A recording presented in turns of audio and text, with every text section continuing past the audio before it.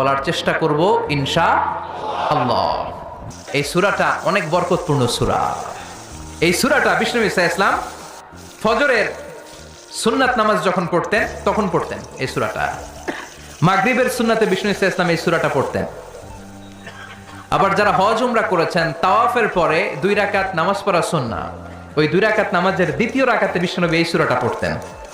তাওয়াফের পরে 2 রাকাত পড়তে হয়, এই 2 রাকাত সালাতের দ্বিতীয় রাকাতে বিষ্ণুনবী এই সূরাতুল ইখলাস পড়তেন। সুবহানাল্লাহ পড়ুন। আবার বিতিরের সালাতের শেষের রাকাতে পড়তেন। আল্লাহু আকবার। তাহলে আমরা পেলাম ফজরের 2 রাকাত সুন্নতে বিষ্ণুনবী সূরাতুল ইখলাস পড়তেন, মাগরিবের 2 রাকাত সুন্নাতে বিষ্ণুনবী সূরাতুল ইখলাস পড়তেন।